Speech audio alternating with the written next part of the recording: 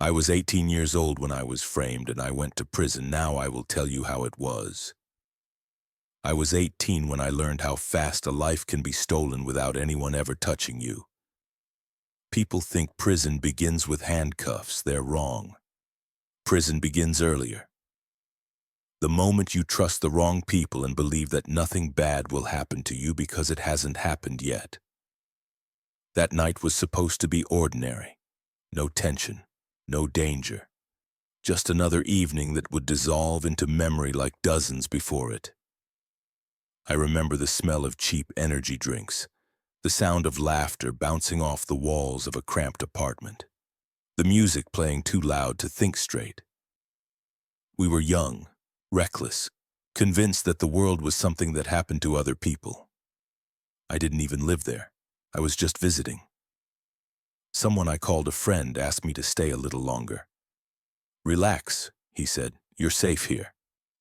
Those words would later echo in my head in a voice that didn't sound like him anymore.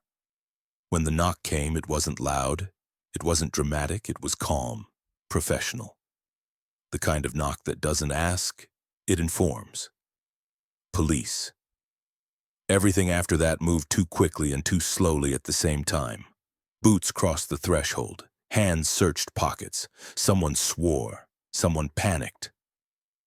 I stood frozen, heart pounding, trying to understand why my name was suddenly being asked. They found the drugs in a jacket that wasn't mine. That was the moment my life split into two versions.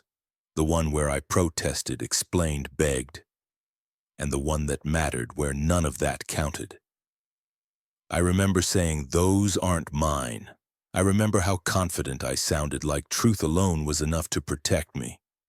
I didn't yet understand that truth is fragile when it stands alone. They looked at me differently than the others, younger, cleaner, easier. At the station, I kept waiting for the misunderstanding to dissolve, for someone to check fingerprints, for someone to realize how ridiculous it all was. But reality doesn't rush to save you just because you're innocent. The report said possession, intent, association. Association. That word became my sentence long before the judge spoke. When the cell door closed behind me for the first time, it didn't slam, it didn't scream, it sealed. A quiet, heavy finality that pressed against my chest until breathing felt optional. I sat on the metal bench and stared at my hands. They looked the same. No blood, no weapons, no proof of a crime. And yet I was there, 18 years old. In that place, youth wasn't a shield. It was a target. The first thing you learn in jail isn't the rules, it's the eyes, how they linger, how they measure, how they decide what you are worth. I could feel it immediately. The way conversations paused when I walked past. The way smiles bent into something colder. I didn't belong and everyone knew it. Someone laughed behind me. "Fresh," a voice said. That word followed me for weeks. They tested me in small ways at first, taking my spot, bumping my shoulder, borrowing things that never came back. Each moment carried a question. How much will you tolerate before you break? I wanted to disappear. I wanted time to rewind itself. I wanted to go back to the night before, to stand up, to leave, to choose differently. But time doesn't negotiate. At night, lying on a thin mattress that smelled of years I didn't want to imagine, I thought about my parents, about how proud they were when I turned 18, about how adulthood was supposed to mean freedom, not confinement. I replayed every moment with those friends, every joke, every promise, every "don't worry," and the truth slowly became impossible to ignore. None of them were there now, not one. They didn't call, they didn't write, they didn't explain. They moved on, and I stayed. Days in prison don't pass. They accumulate. They pile up quietly until you realize you're no longer counting them because counting hurts too much. The worst part wasn't the physical fear. It was the realization that my youth, the most reckless, alive, hopeful part of it, was being spent learning how to survive in a place designed to erase softness. I learned how to lower my eyes without looking weak, how to listen more than I spoke, how to carry silence like armor. I learned that prison doesn't punish the crime. It punishes the mistake of trusting the wrong people. And every night, before sleep finally took me, I asked myself the same question. If I ever get out, will there be anything left of the person I was supposed to become? The second week was worse than the first because by then hope had started to rot. At first I believed everything would sort itself out, that someone would recheck the evidence, notice the inconsistencies, understand that I had been set up. But jail teaches you something brutal very quickly. Systems don't correct themselves for people who can't fight back. I was moved to a larger cell block. More people, more noise, more rules that were never written anywhere but were enforced with terrifying precision. Every step I took felt wrong. Stand too close, you're challenging someone. Look too long, you're disrespecting someone. Look away, you're weak. I learned to exist between those lines. They called me kid even when they didn't know my name. Some said it with amusement, others with hunger. One night, while lining up for food, a man twice my size leaned in close enough that I could smell cigarettes and sweat on his breath. "You don't last long in places like this," he whispered. "Not looking like you." I didn't answer. My hands were shaking, but I kept them still. Fear is loud in prison. The trick is to let it scream inside without ever letting it leak out. The food tasted like nothing. Or maybe my body had stopped caring. What hurt more than the threats was the realization that no one was coming for me.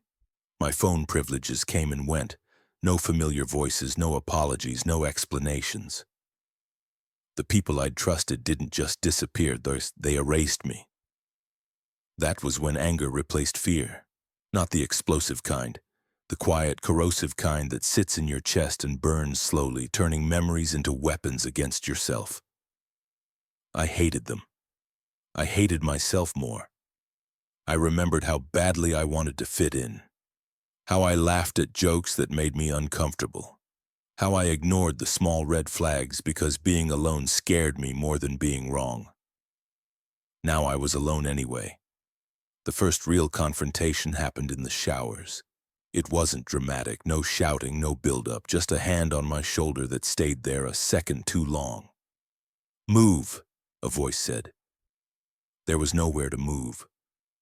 I felt something inside me snap, not courage, not strength, exhaustion. I turned and looked at him, not defiantly, not submissively, just honestly. "I'm not your problem," I said. For a moment I thought I'd signed my own sentence. But something unexpected happened. He studied me, my size, my tone, the way I didn't back away even though I clearly wanted to. He laughed once, short and sharp, and stepped aside. That was the day I understood. Prison respects composure more than strength. From then on, I observed, I listened, I learned patterns, who spoke for whom, who watched silently, who pretended to be powerful and who actually was. I started working out, not to look tough, but to feel control over something, anything. My body changed slowly, my mind faster. Each day hardened me in ways I never asked for. At night, I stopped dreaming about freedom. I dreamed about time, how much of it I was losing, how none of my friends from outside would recognize me if they saw me now. And the most terrifying thought crept in quietly without warning. What if prison becomes the place where I matter the most? By the end of the first month, time stopped behaving like time. Days didn't pass. They stacked on top of each other like concrete slabs, heavy and identical. Morning count, breakfast, yard, lockdown, lights out. The repetition wasn't accidental. It was designed to erase the idea that the future mattered. That was when they tried to break me properly. It started small. My shoes disappeared, not stolen. Relocated, In prison, that difference matters. Stolen means chaos. Relocated means a message. Someone wanted me to know I was being watched. Then my spot in the line was taken. Then my tray was knocked out of my hands by accident. Laughter followed, not loud, controlled, enjoyed. I didn't react. That frustrated them more than anger ever could. The real test came one evening when a guard called my name and told me to grab my things. No explanation, no tone, just procedure. I was walked down a corridor I hadn't seen before and pushed into a smaller room. Inside were 3 inmates. They didn't introduce themselves. One of them circled me slowly like he was shopping. Another leaned against the wall, arms crossed. The third sat on a bench, eyes cold, calculating. "You're young," the one on the bench finally said. "That's a problem." I said nothing. "You don't belong to anyone," he continued. "That's another problem." I understood then. This wasn't random cruelty. It was recruitment disguised as intimidation. Protection in exchange for obedience. Safety in exchange for ownership. They wanted me small, useful, silent. "Say yes," the man said calmly. "Life gets easier."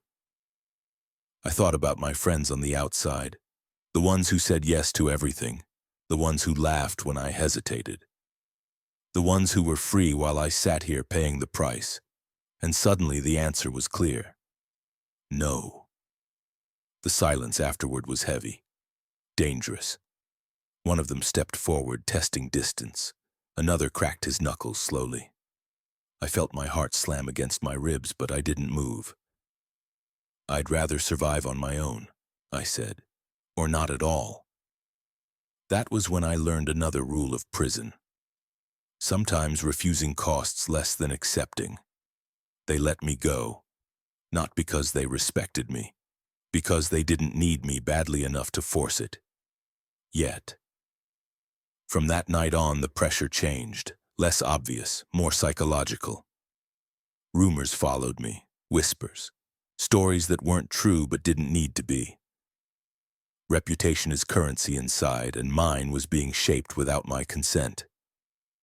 Still, I held my line. I worked out harder, ate less, watched more. I stopped trying to be invisible and started trying to be unreadable. The younger inmates watched me too. I saw it in their eyes, fear mixed with curiosity. They wanted to know how not to disappear. One night, a kid even younger than me sat beside my bunk. "How long you got?" he asked quietly. "Long enough," I said. He nodded. "Me too." That was the moment it hit me hardest.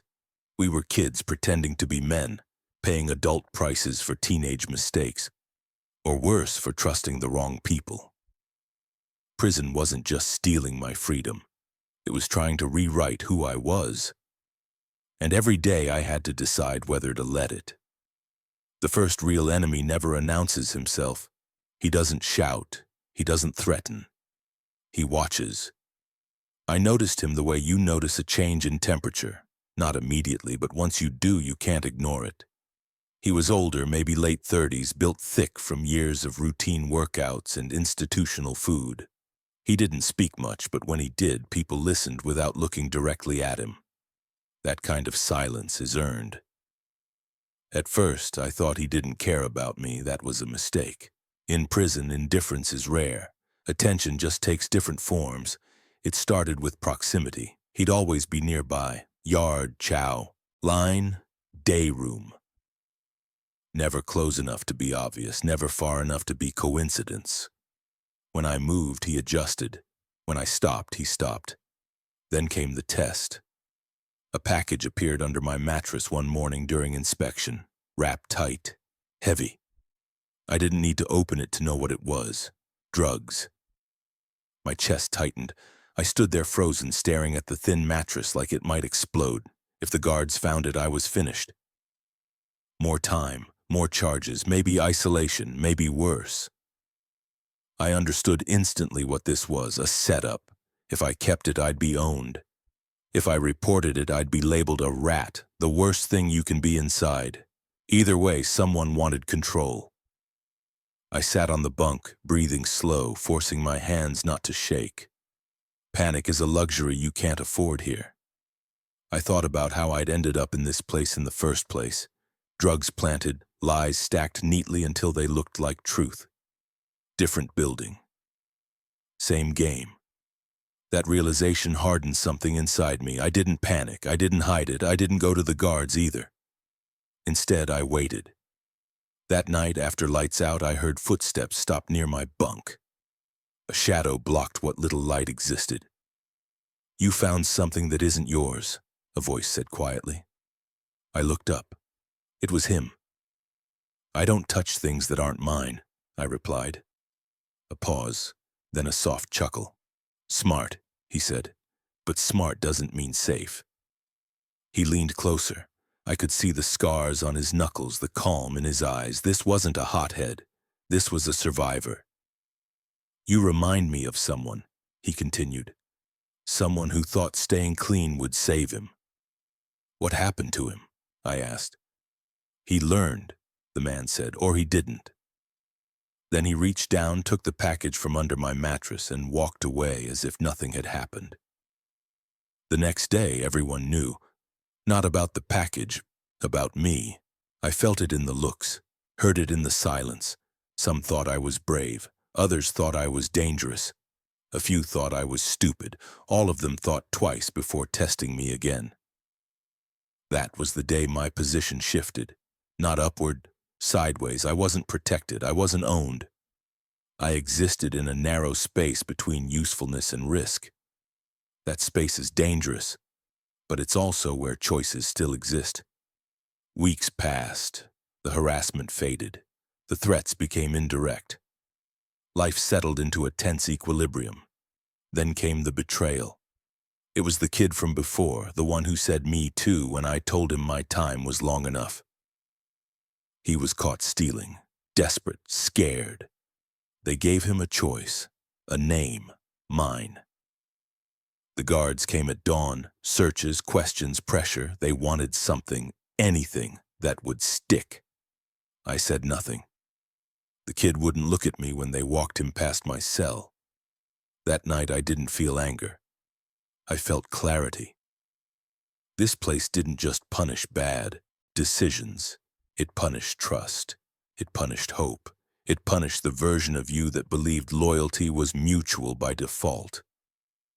I lay on my bunk staring at the ceiling, realizing something terrifying and true. If I didn't define who I was going to become here, this place would do it for me, and it wouldn't choose kindly. The change didn't come with violence. That surprised me. I'd always thought transformation in prison happened through fists, blood, dominance.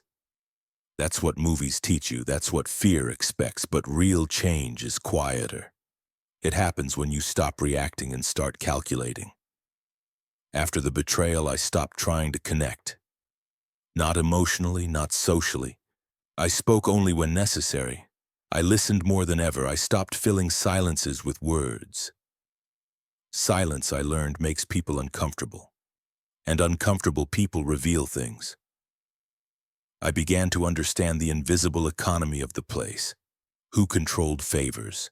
Who controlled information? Who controlled fear? Power didn't belong to the loudest or the strongest. It belonged to those who could wait. I became very good at waiting. Guards noticed me in a different way now. Not as a problem, not as a victim, as someone neutral, predictable. That was valuable to them. One of them started asking small questions, casual ones. Nothing that sounded like cooperation, nothing that sounded like betrayal. "Everything calm in your block? You notice anything unusual?" I answered carefully. Always true, always incomplete. Inside, I hated myself for even engaging. But survival doesn't ask for purity, it asks for results. Then came the offer. It wasn't direct, it never is. A supervisor called me into his office and spoke like a man discussing weather. "You keep your head down," he said, and that's rare. I didn't respond. You want out of here sooner rather than later, don't you? That question sat between us like a loaded weapon. Everyone does, I said. He smiled thinly. Some people want it more intelligently. He slid a folder across the desk. Not to me, near me. Sometimes, he continued, things happen before they happen. Plans form, movements start, accidents are avoided when information arrives early. I knew exactly what he was asking for, and I knew exactly what it would cost. In prison, there are two kinds of regret. The regret of doing something and the regret of not doing it when you had the chance. I'd already lived the second kind once. On the outside, when I ignored the signs, followed the wrong people, trusted without thinking. That regret had landed me here. I didn't answer him that day, but the seed was planted. Weeks later, I overheard something I wasn't supposed to. A conversation whispered too loudly, a plan involving tools, timing, and a blind spot during transport, an escape attempt. It wasn't sloppy. It was smart, and it was doomed. I recognized the flaw instantly, a guard who wasn't as corrupt as they thought, a door that didn't open as fast as rumors claimed, a delay that would turn seconds into sirens. People would get hurt, badly. Some would die. That night, I didn't sleep. I thought about the kid who betrayed me, about the men who would be blamed, about myself, 18 years old, already older than I'd ever planned to be. In the morning, I spoke, not names, not details, just enough to stop it. The fallout was quiet but absolute. Transfers, lockdowns, privileges revoked, questions never answered. And then, something changed. My sentence was reviewed, not erased, not forgiven, adjusted. Time shaved off in a way that didn't make headlines, in a way that looked procedural, legal, clean. Inside, the message spread faster than truth ever does. I wasn't weak, I wasn't loyal, I was dangerous in a different way. Some avoided me, some respected me, some hated me silently. I hated myself loudly, at first, then less, then differently. Because prison had done what the streets never managed to do, it forced me to confront the cost of every choice, stripped of excuses. I didn't feel proud. I felt older. And for the first time since my arrest, I saw something ahead that wasn't just more walls. But I also understood something terrifying. If I survived this place by becoming someone else, who would I be when I finally walked out? Consequences never arrive loudly, they seep in. At first, it was small things. A look held half a second too long. Conversations stopping when I entered a room. The way certain doors seemed to close just a little faster behind me. No accusations, no confrontations, just a shift in gravity. In prison, reputation isn't what people say about you. It's how they move around you. I had crossed an invisible line and everyone felt it. The man who had first tested me with the package stopped appearing near my bunk. That worried me more than his presence ever had. Predators don't disappear when they lose interest. They reposition. One evening in the yard, an older inmate sat beside me without asking. He didn't look at me when he spoke. "You stopped something big," he said calmly. I said nothing. "You saved lives," he continued, "and you ruined others." Still nothing. "That's the balance," he said, "just so you know." Then he stood up and walked away. That was the closest thing to forgiveness I would ever receive in that place. From that point on, my days were heavier. Not with fear, with awareness. Every action mattered, every word echoed longer. I couldn't afford mistakes anymore because people like me don't get second chances. They get examples made of them. I kept training. Harder now. Not to intimidate, but to anchor myself in routine. Muscles were predictable, pain was honest, progress was measurable. Everything prison life wasn't. I also started reading, obsessively. Old books, philosophy, biographies, anything about men who had lost freedom and still managed to preserve something inside themselves. I wasn't looking for redemption. I was looking for a framework, something to keep me from dissolving. At night, memories from the outside started returning. Sharper than before. The laughs, the recklessness, the moments where I'd felt untouchable because I was surrounded by people who told me nothing bad could happen. That illusion disgusted me now. I saw clearly how I'd been chosen, how my youth had made me useful, how my loyalty had made me disposable. I hadn't been unlucky. I'd been convenient. That realization hurt more than any punch ever could.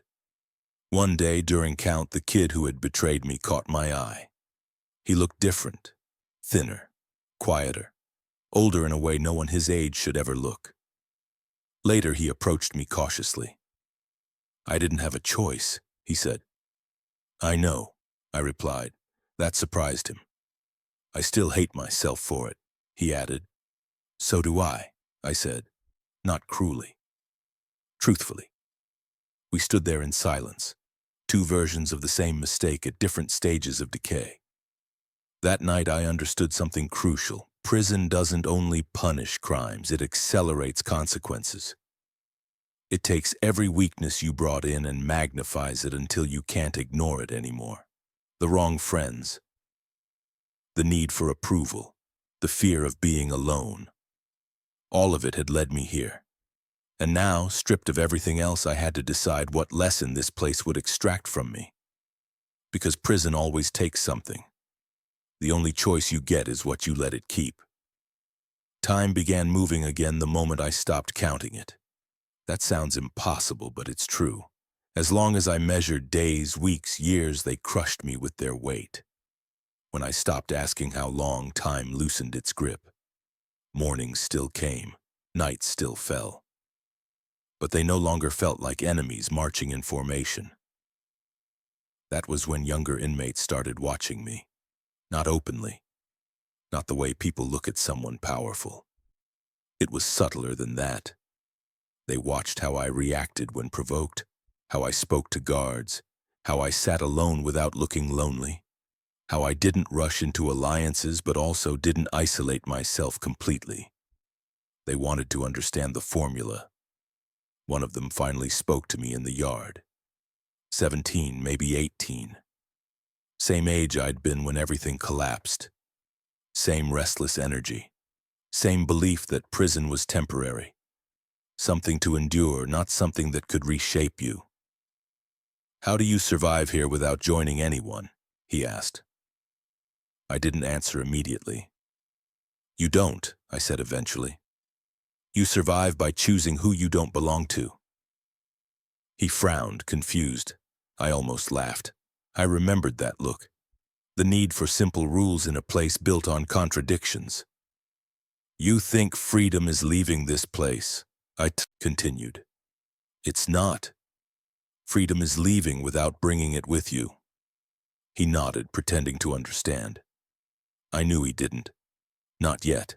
None of us did at that age. As months passed, my body hardened, but my mind sharpened more. I could read tension in a room the way some people read weather. I could tell when something was about to break, and when it was better to step back and let it. Guards treated me with cautious respect now. Not friendly, not hostile, functional. They knew I wouldn't cause problems. They also knew I noticed everything. That made me useful. I hated that. Letters finally started arriving from outside. Distant relatives, old acquaintances who had just found out. People who used words like regret and shock and praying for you as if language itself could undo time. I read them once, then stopped. The life they described no longer existed for me, and I wasn't sure I wanted it back the way it was. That terrified me, because the scariest thing prison can do to you isn't break you. It's convince you that you fit. One night, lying on my bunk, staring at the ceiling, I imagined walking out. The noise, the choices, the expectations, the pressure to be who I used to be. and for the first time I wasn't sure I could survive that. I had learned how to live inside rules that were brutal but clear. Outside, rules were invisible, and that's where I'd failed before. That was when I made a promise to myself. If I ever left this place, I wouldn't chase people. I wouldn't chase belonging. I wouldn't chase shortcuts disguised as friendship. I would choose slowly, deliberately. Because the truth no one tells you is this: most people don't ruin their lives in one dramatic moment. They ruin them by staying loyal to the wrong circle for too long. And prison is where that bill finally comes due.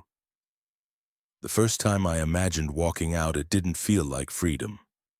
It felt like standing at the edge of a cliff, staring into an unknown sky that could swallow me whole. Every step outside these walls would be a gamble, and I had spent too long inside rules I understood to trust invisible ones. I started observing differently. The other inmates were predictable now. They fell into patterns like tides. I could almost mark the hours when tension would rise, fights would ignite, or someone would try to prove dominance. I watched alliances form like fragile bridges over lava. I learned when to intervene, when to retreat, and when to stay invisible. Survival had become a second language. In the mess hall, I noticed a small detail that seemed insignificant but was actually a lifeline. A group of older inmates always received extra packages: food, hygiene items, even small letters from the outside. They were careful, methodical, but their system had gaps. I mapped them mentally, not to exploit, but to understand the rules of flow. Who could influence the guards, who was untouchable, and who fell through cracks. It wasn't power I craved, it was control over my own vulnerability. Every day without chaos became a victory. Every decision, even small, reminded me that despite everything, my mind still worked freely. My body might have aged in ways the mirror didn't reflect, but my awareness sharpened. I could predict reactions with uncanny accuracy. I became a quiet observer, a ghost among chaos. Letters from outside began to feel like fragments of someone else's life. A life I had left behind willingly or unwillingly. People wrote about college, parties, new relationships. They wrote about the world as if it moved on without acknowledging that some of us had been trapped in a different reality. I read once, twice, then stopped. There was nothing for me there, not yet. A new inmate arrived one day. 17, scared, too trusting, much like I had been. The guards tried to show him the ropes. Older inmates tried to recruit him. I saw the same mistake repeating. Youth lured into false security, trusting the wrong circle. I approached him quietly. "Listen," I said, voice low, careful. "This place doesn't care about you. It doesn't care about loyalty or friendship. What matters is understanding who's dangerous, who's not, and who will pretend to be safe until it's too late." He blinked, confused but attentive. I left him with one rule: survive first, understand second. That night, in the quiet of my bunk, I realized something fundamental. Prison had stripped my innocence, yes, but it had given me insight. It had taught me that life outside isn't automatically safe, and freedom isn't automatically wisdom. I began planning not an escape. That wasn't possible.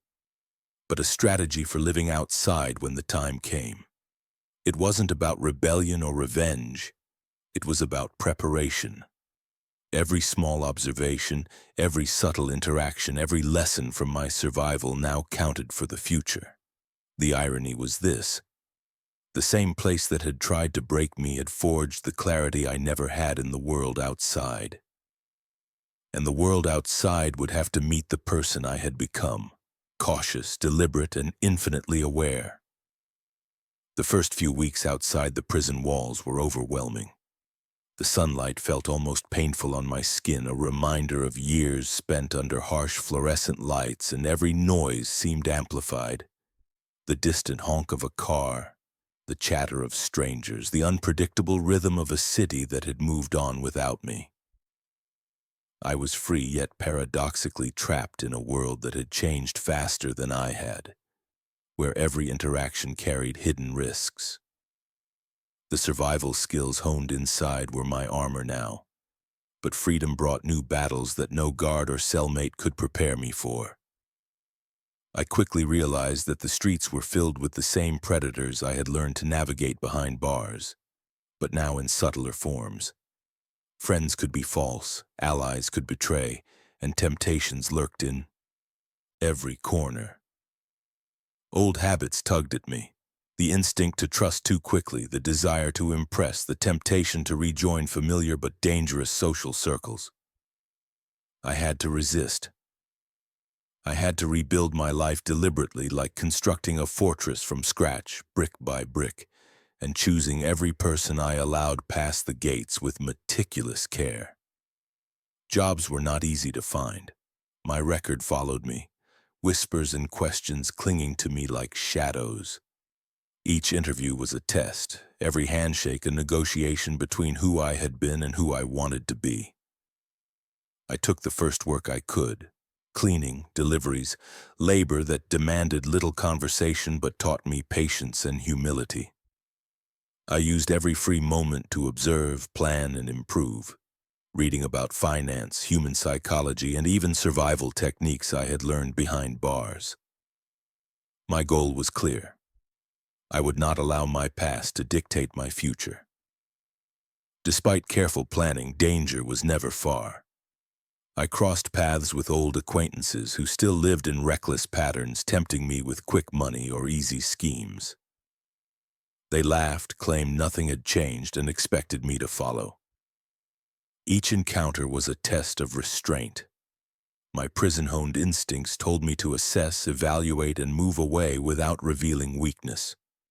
I learned that freedom could be a trap if one let go of caution too soon, and that the lessons of survival extended far beyond walls and cells. They were applicable in every street, every shadow, every handshake. As days turned into months, I began to build a network of trustworthy individuals, not friends by default, but carefully vetted allies who shared common goals, honesty, diligence, and self-preservation. I started contributing to communities quietly, volunteering, mentoring, and working. My reputation slowly shifted, not as the boy who had made mistakes, but as someone who had endured, learned, and could teach without exploiting. I realized that trust must be earned and loyalty deserved, not taken for granted. Freedom also demanded that I face the emotional scars I carried. Anger, fear, regret, and loneliness came in waves. Nights were particularly difficult when the city slept and memories of isolation crept in like shadows. I confronted them not with suppression but with reflection. Journaling, self-discipline, and strategic thinking became tools not just for survival but for healing. I discovered that life outside could be mastered if approached with the same rigor, patience, and strategy that kept me alive inside. The lessons of prison were not just about avoiding harm. They were about understanding human behavior, recognizing patterns, and choosing wisely. I applied these skills every day, negotiating with employers, navigating social situations, and even deciding where to live. Each choice was deliberate. I remembered the friends who had led me astray, the manipulations I had ignored, and the blind trust I had given. Those mistakes became my guideposts, warning me where to tread carefully and where to advance boldly. Over time, I began to see progress. Small victories accumulated, a stable job, supportive allies, respect in my new circles, and the growing ability to make decisions without fear. The city was no longer a foreign battlefield, but a landscape I could read and understand. Yet I never forgot the core lesson. Freedom without strategy, awareness, and selective trust is as dangerous as the prison that had confined me. The balance between caution and action became my new survival skill, a guide for navigating a world where one misstep could undo years of careful rebuilding.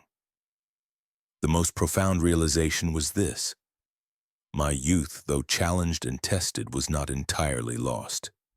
I had the chance to reclaim it, not through reckless indulgence, but through strategic living, careful alliances, and self-discipline.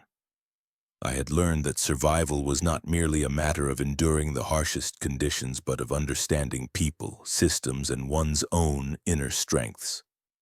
Each decision, each relationship, each opportunity became a reflection of who I had become, a survivor with vision, resilience, and a deep understanding of what it truly meant to be free. As months passed, I began to envision a future that once seemed impossible. I set long-term goals, education, stability, and the ability to mentor others who might walk the path I had once stumbled along. The mistakes of youth were still lessons that lingered, but now they were transformed into tools. I had discovered that life outside, though unpredictable, could be navigated with the same principles that had kept me alive and sane behind bars. Observation, patience, strategy, and cautious trust. By the end of this period, I realized the ultimate truth. Survival does not end at the prison gates. True survival is the ability to thrive, to rebuild, and to reclaim one's life with foresight and integrity. The youth I feared was lost had not vanished entirely. It had been tempered, sharpened, and transformed. I was no longer the boy who had been naive, vulnerable, and easily misled. I was a young man with the experience, wisdom, and strategic mindset to navigate the complexities of life outside, ensuring that every choice moved me closer to freedom, fulfillment, and the life I had long imagined.